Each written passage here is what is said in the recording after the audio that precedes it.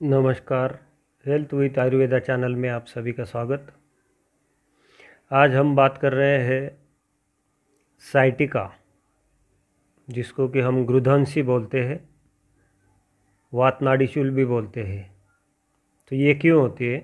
हमारे जो रीढ़ की हड्डी में यल रीजन के जो वर्टिब्रा है, जैसे कि L5, L4, L5 और S1, ये जो 3 वर्टिब्रा है उसमें से स्लिप डिस्क होती है। स्लिप डिस्क होने के कारण ये जो साइटिका नर्व है वो साइटिका नर्व दब जाती है उसमें, और उस दबने के कारण उसमें जो प्रवाह है, सर्कुलेशन है, वो ठीक से नहीं हो पाता है।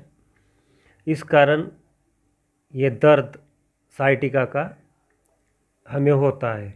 जो हमारी ये जो साइटिका और घुटने का जो दर्द है उसके लिए हम आपको एक एक्सरसाइज बता रहे हैं कि उस एक्सरसाइज से आपको ज़्यादा से ज़्यादा 10 मिनट 15 मिनट अगर आप रोज़ करते हैं, पहले दिन तो आप 10 मिनट ये करके देखिए, 3 बार 4 बार ये पोजीशन करके, हम जो बताएंगे वो पोजीशन करके देखिए और चल कर देखिए कि आपको कितनी देर में आराम हुआ है।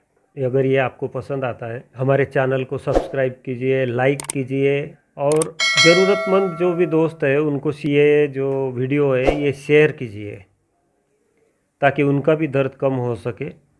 तो हम बढ़ते हैं अभी हमारे एक्सरसाइज की तरफ और देखते हैं एक्सरसाइज।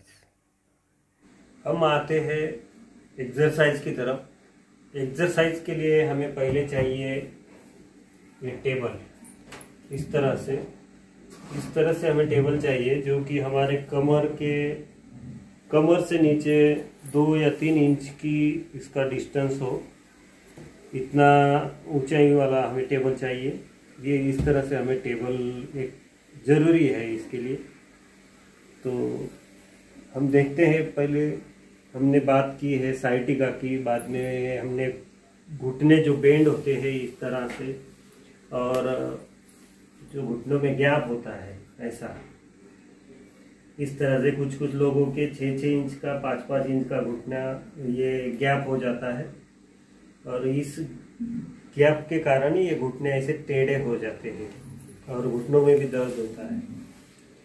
तो और दूसरी बात साइटिका की, तो साइटिका में हमें क्या होता है कि हमारे जो यल सीरीज के ये जो वर्टिब्रा है यहाँ के L4, L5 और S1, ये जो 3 वर्टिब्रा है उसके बीच में स्लिप डिस्क हो जाती है। स्लिप डिस्क में हमारी नर्व, साइटिका नर्व है, वो दब जाती है।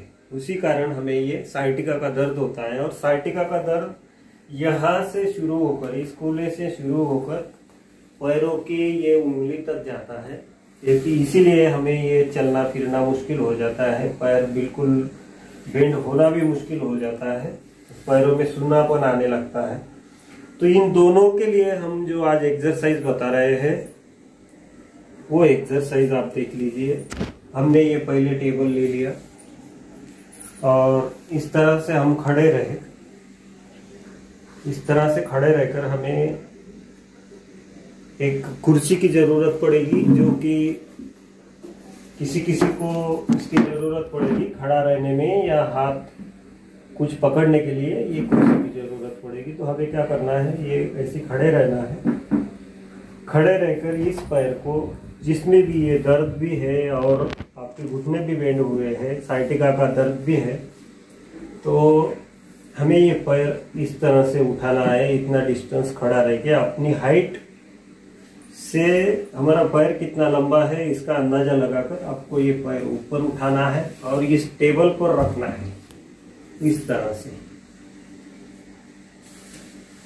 तरह से आपको ये पैर रखना है और कोशिश करना है कि आप सीधे खड़े हो, सीधे हो, क्योंकि पैर रखने के बाद में आदमी जैसा बेंड हो जाता है, तो ऐसा नहीं होना है। सीधा खड़ा रहने की कोशिश कीजिए। और ये जो पैर है ये इस तरह से, ये इस पैर की पोजीशन आएगी, तो इस तरह से इसको ये सीधा आना चाहिए, बिल्कुल सीधा होना चाहिए। तो ये जो नस है नीचे की, जो जांघ में से निकली है, इस नस में प्रेशर आएगा इस तरह से, और थोड़ी तकलीफ भी होगी।